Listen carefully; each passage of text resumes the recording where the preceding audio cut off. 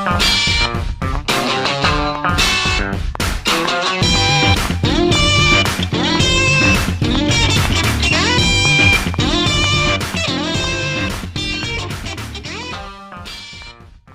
folks, you know you're in for a treat when you hear that tune because it's time for another episode of the RecPoker podcast.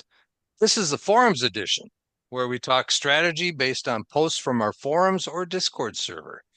We also have a chats edition where we interview poker personalities live on YouTube every Monday night at 7:30 Eastern, 6:30 Central. And I'm your host, Rob Washam, and you can find me as Rabman50 almost everywhere. And we have the best freaking job in the world, talking poker with our friends here on the podcast. I have to mention that we're brought to you by Running Aces, the official sponsor of the RecPoker podcast.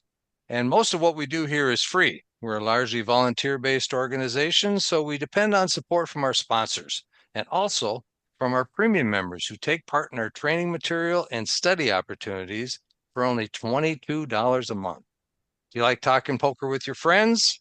For just 75 cents a day, come connect over Zoom with other fun, encouraging poker players, all trying to get better, or sign up for free because everything starts with a free account at rec.poker, where all you need to join is an email address and a smile. And remember, you can always get your first month of premium for only $5 using code RecPoker at checkout.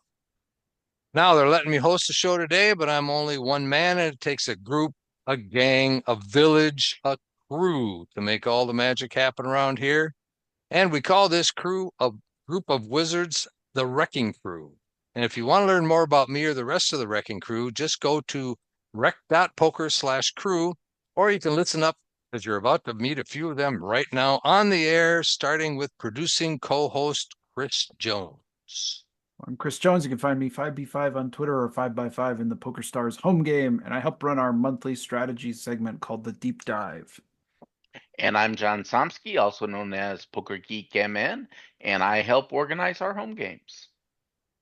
Fantastic. Good to have you guys on board today. And I think we talked a little earlier about a post on our Discord server.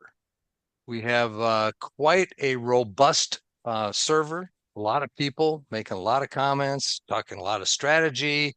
You need to come, you need to join that Discord server because there's so much going on there and so much interaction with all the other amazing wizards that we call RecPoker. So we chose one today that happened to be posted by our own Chris Jones. And so I'm going to let him get us started with the conversation, and we'll see where it leads. Great. Yeah, so this is I think this was last Sunday. It might have been 2 Sundays ago. I can't remember. But a pretty recent tournament. This is the Loncar, Sunday Loncar. They run 2 of those on ACR. We're running pretty well. We're running pretty deep in this. I think at this point this is 3 tables left. I think there's about 20 people left in this tournament. And started with, several thousand. So we're getting down to some big spots here, and we've got a decent stack. We've got about 44 bigs in this spot. And there's about, I think, 12,000 for first place. So we'd like to keep going in this tournament, and we run into a hand which I think is an interesting spot. If I kind of remember the rest of the field, we're in I think we're definitely in the top half of the chip stacks. We're not in there's a couple of like really big chip stacks, like a couple of like 100 big blind chip stacks, and we're probably in like 5th or 6th out of about 21 left. At our table, we're fairly healthy. There's only, actually, I'm just looking at this. We cover everybody at our table. So, including the player, the main villain in this hand. So the main villain is in the hijack. And they open off of a min open off of a 26 big blind stack. So they put 2 big blinds out there.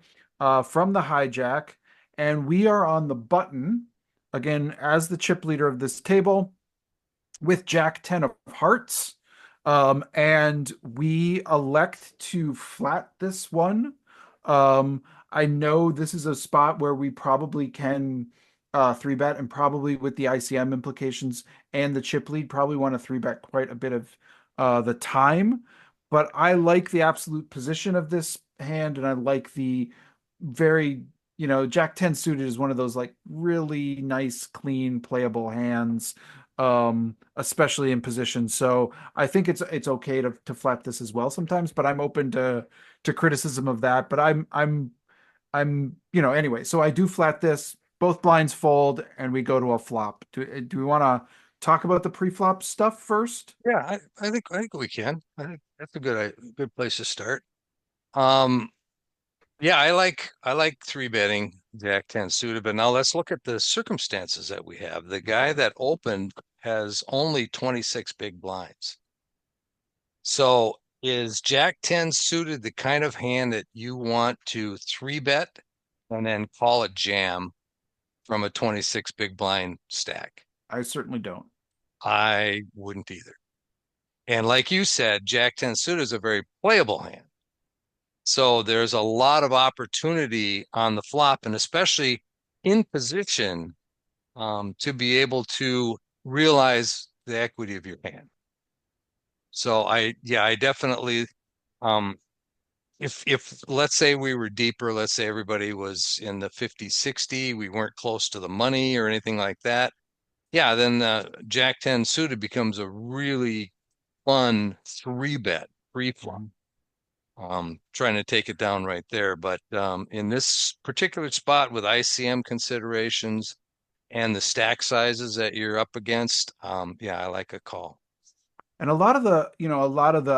think a lot of the Sims, a lot of the wizards, a lot of the ICM experts will say, this is a really good hand to do a small three bet with. To do, you can do like a 4.5 to 5 big blind three bet, in this spot, and really trust that a player should know that they can't be jamming light here very often, and we often take it down. And so, um, I think there is a real case for three betting this as well, and especially that kind of small three bet sizing. But I think it's an okay one to flat. And I think if we're gonna find flats here, this is the exact kind of hand I think that we want to find some flats with. But we might be reducing to sort of no flats. So anyway, we do flat, and we get the folds from the blinds, which is also a really nice result for us because now we're heads up in position. And actually, I'm just noticing, I think I said Jack 10 of hearts. So we have Jack 10 of diamonds, which actually slightly comes into play with this. So we go to the flop, and the flop is ace of spades, queen of diamonds, four of spades. So two spades, one diamond. We have the backdoor diamonds. We've got a gut shot to the straight. And our opponent leads out small, leads out for about 1.5 big blinds into us. Um, Thoughts? Well, that's pretty small. I don't know that I would raise. I think I call here. Um, Again, when we look at um, ICM spots like this, where we have a potential, we're in the money already, right? Yeah, yeah, yeah. And so Well we in the have money. we have a Yep. we have a potential to ladder up. Hmm. When we look at ICM spots like this, we have this thing called where we everything is downgraded, right? So if we were to raise in a normal situation, in a ICM situation, we would just call. Hmm. So I think a call is definitely warranted here. I agree. Yeah, I agree, and I do call. I think this is a pretty simple. When they actually shouldn't be leading a ton here. And when they do lead and they lead so small, it's a pretty easy play in position when we've got um a fairly playable hand. It's one that can have some interesting turn card bluff spots too, especially when if they bet this as a C bet and then check the turn on certain cards, we can really go after that with our position. But we just elect to call this. Um, and the turn is I think, gin card, but it could not be. It is the King of Spades. So the board is now Ace of Spades, King of Spades, Four of Spades, Queen of Diamonds. So we have we have turned the straight, but there is a flush on board potentially. Um, and in this spot now, our villain, after having bet 1.5 big blinds on the flop, now bets 2.5 big blinds on this turn. And we have a very good hand, but we are also, somewhat vulnerable, maybe, to sort of, a fourth spade or some of those kinds of things. Um, Thoughts about your approach here? This is where I would say when I posted this, I was kind of curious about what people's response was given this small bet and how they would react. And actually the responses in Discord were varied here on this turn. I uh, I look at this, one thing we've been talking about lately too is ranging your opponents, right? So one of the things you want to look at is if the opponent has a flush right now, what flush could it be? Right. Is it Queen Jack of Spades, Mm-hmm. Queen Nine of Spades, Queen Ten of Spades, Jack Ten of Spades? Um, those are the only ones, and I'm assuming that um, my opponent probably doesn't have those types of hands very often. Mm-hmm. I Mm-hmm. would assume my opponent has some sort of an ace, some sort of a king queen, an ace queen, an ace king, something like that. Probably not ace queen because he might have gone a little bit bigger in his bet sizing with top two pair on the flop. Um, but I would say that he's probably got some sort of a ace high hand. Maybe he's got top pair type hand. I'm not too worried about him having a flush at this time. Mm-hmm. So in reality, you have the nuts right now. Yes. No, Nobody can have a better hand unless they have a flush. that was my read here, that I am not scared of this. The only thing I think I'm scared of here is a fourth spade. Like I think that Mhm. they could have a decent number of holdings like that have an ace and also have a spade on board with it, or a king that has a spade on board. Um, the queen on this board is not a spade, so they could Mhm. potentially have a hand like two. They could have like a two pair hand like ace king or ace queen or king queen with the queen of spades. That would be a pretty, bummer of a result on the four spade. But that is the only reason I could see to maybe make a raise. Plus, if a fourth spade come and they don't have a spade, I'm not going to get paid much more on this Right. hand. So if I do just sort of flat this, I'm really hoping to not see a fourth spade on the river. But I think there's also a lot of benefit to flatting here. They have opened and bet twice now, and I don't necessarily want to clear out some of their bluffs in this spot. I don't want to scare away the ace X that you're kind of speaking of. And I think a raise here is very strong. Um, and so I think calling is I did ultimately call. I think that is my preferred action to take in this spot, but I am open to the idea of um it's kind of a terrible event if we call and a fourth spade comes on the river. Yeah, I think I like calling as well. because they're unlikely to call you with worse. With the three spades on board, and now you're flipping to take the aggression away from the previous aggressor.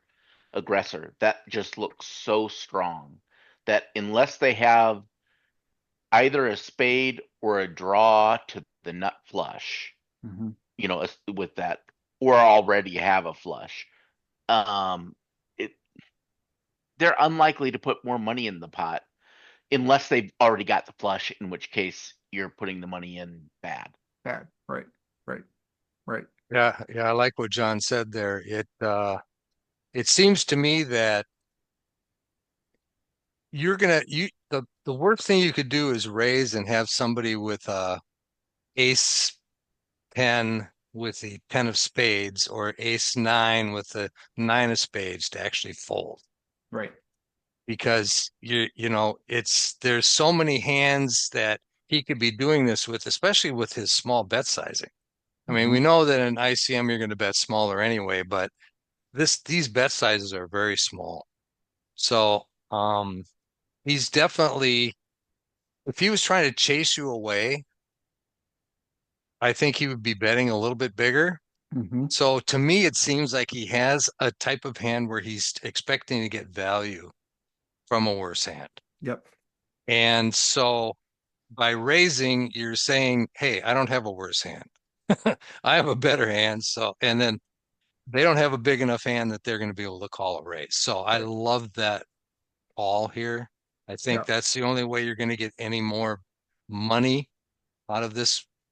And again, what are the odds of you getting a spade there? And again, a spade is not necessarily going to give him the better hand, but it's going to shut down all the action. Yeah. Yeah. You're not going to get any more Right. action if they don't have a spade. And if they do bet when that four spade comes, then Yeah. I'm like, I think I might have to fold this even at that point. Yeah. However, we call and it's the five of hearts. So Hmm. I think we still really consider ourselves to have the nuts in this spot. Like I can't see us. Um, I mean, there's a few flushes out there, but if they have them, nice job, and you're gonna get paid here. Um, they lead now into a pot of there's 56,000 in the pot, so that's let me just that's I'm forgetting what level this was. It was 4K big blind. So there's 14 big blinds 4,000. in the Yeah. pot.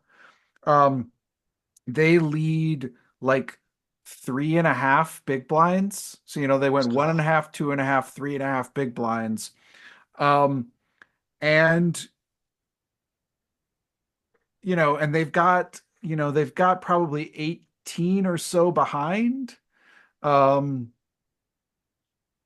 what's your and Wow. we cover them. So what's your play here? Well, I definitely think we want to raise here. I think we want to try to get some more value. The question is, what size, right? Yeah, what size? Isn't That's the big question, right? that's a big question.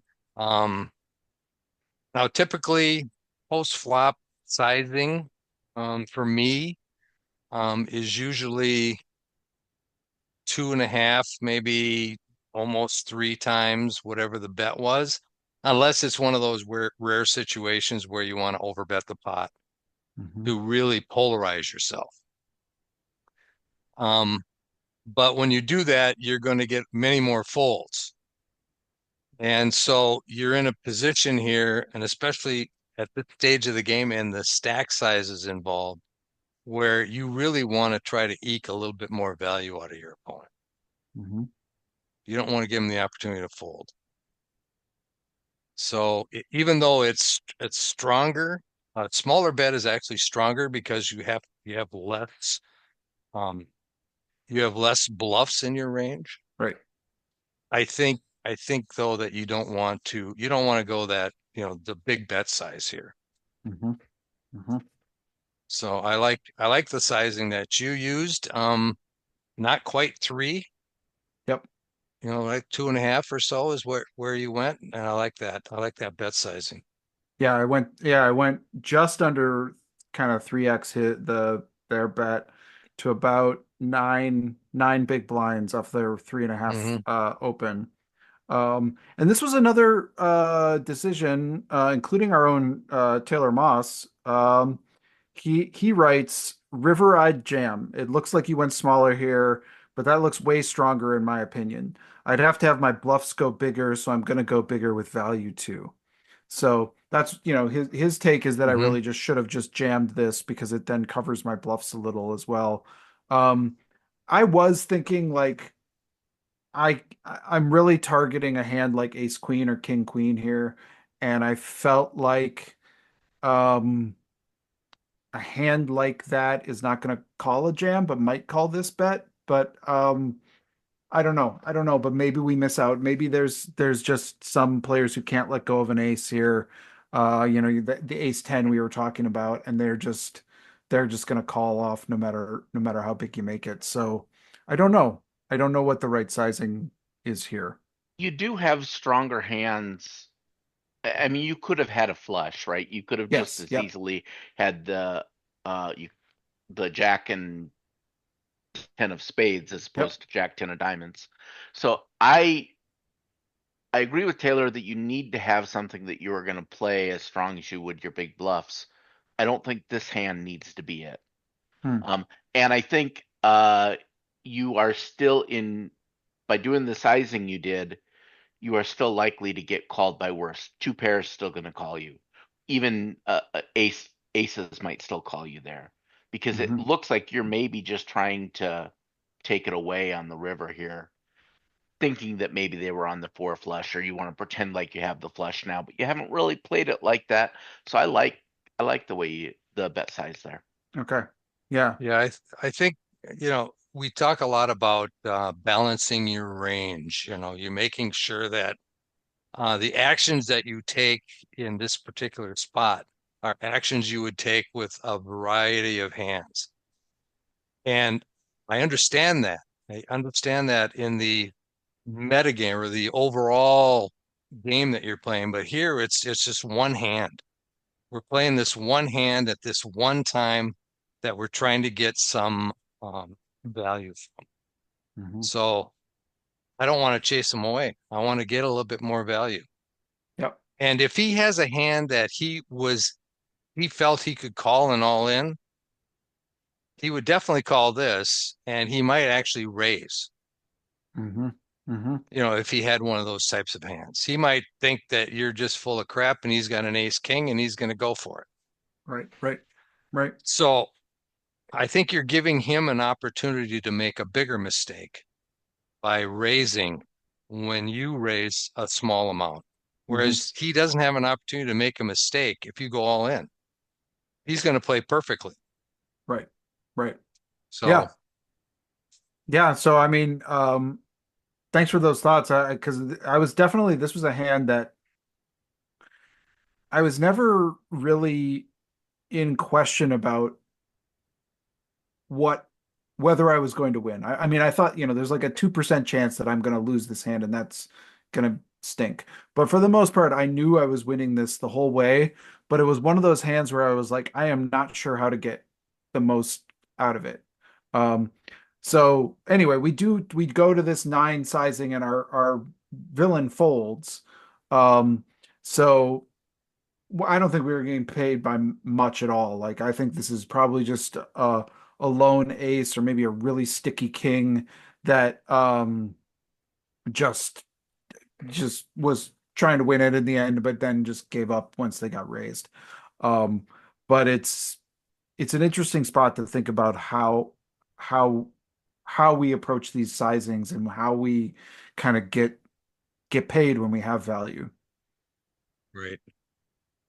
Yes, it really points out how important it is to understand the ranges that your opponent is playing Hmm. at that moment in time. I mean, you really need to, um, we've been talking about this a lot lately in some of our other discussions too, where ranges are so important to consider whenever you're making these bets. you can look at a GTO solve and it'll tell you that 50% of the time you bet this, Yep, 50% yep. of the time you bet that, but that's based on a very um, determined range, a GTO range. It's a GTO range against a GTO range. And is that really what the players that you're playing against are actually really playing? I mean, Mhm. how close to GTO ranges are people really playing? Right. So, understanding that and using that as a way of determining how you're going to progress in the hand, I think is very important. This player's username was GTO bot, so maybe they were playing You think GTO. maybe they had RTA going there? I don't know. I don't think that was necessarily RTA approved. I mean, if you had an RTA, I don't know that you're maybe you are doing the 1.5, 2.5, 3.5 sizing. I don't know. Maybe you are, but um it was an interesting hand. So yeah, we ended up, taking it down. That was a nice boon to our stack. But unfortunately we didn't go super deep in this. I think we went out about 13th or something. Couple of couple of, flips gone the wrong way there. But Yep. this hand kind of put us in position to make a run at this. So it was a good hand to look at and review. So, was there any other comments in the Discord that caught your attention? Um I mean, a couple people were really advocating for raising the turn. I think this is the maybe the more Yeah. interesting uh, point. So LFCYNWA 1982 writes, I'm more inclined to raise the turn. That decision is multifaceted. For a bit of protection, we unblock of all of the continues that we beat, that we can still get value from. And to get more value in case a scary river card and kills our action. Um, and then, yeah, so, DFS Brett says, I agree. I would be raising the turn as well. Um, but I don't know. I kind of like these kind of spots are some of the trickiest in poker uh, when we know there's kind of a whole slew of death cards that we're trying to avoid, and that's maybe where we're really tempted to raise. But I do think that there's a ton of value. Um, like I think if I raise in this hand based on the action that took place here, I don't think I get that river bet out of them. I think they just fold, and I think the hand's over. So, I think by calling here, I make an additional four big blinds, which doesn't sound like a ton, but that's a lot when Yeah. we're down into the thick of it in these tournaments. When when the average stack is in that kind of 20 to 25 range, like four big blinds is a lot. Yeah. And so um, that's a big deal, and I think I would probably continue to play it that way. And I like the comment about um potential raise on the turn because we've talked about this in the past too, where on the turn people still have hope. Right. So you could raise on the turn and maybe that ace with the 10 of spades gives you a call Hmm. because not only do they have top pair, but they have the back, they have the Right. backdoor flush draw. Um, so yeah, in that particular case, you could do that. Plus the other the other side of that is if a spade does show up, you're either now behind or you're not going to get any action Yep. on the Yep. river Yep. if you're not. So yeah, I can see that that it wouldn't necessarily be a mistake to raise the turn. No. No, I think this is one of those really thin line spots where both you could really argue both approaches here. I think the only thing that would be just brutal is folding. Yeah, yeah. So you'd see in a GTO solve, you'd see a box with Jack 10 in it, Jack 10 suited, and it would have 50% of one color and 50% of another color. Yeah. And you just flip a coin to decide how you're going to approach Hmm. it, whether you're going to call or raise. Or you kind of get an estimate of how likely your opponent is in this spot to have bluffs and continue with them, because I think that's the case for calling, or continue with some of their weaker hands to represent them as stronger.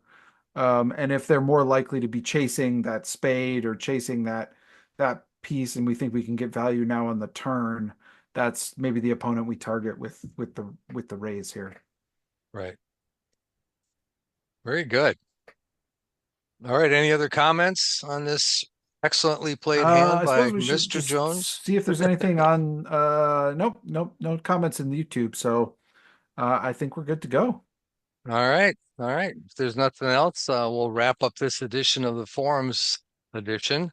And we're going to say thanks to Running Aces Hotel, Racetrack, and Casino, our RECing Crew members, John and Chris, and you, the YouTube audience. And we'll see you next week on the RecPoker Podcast.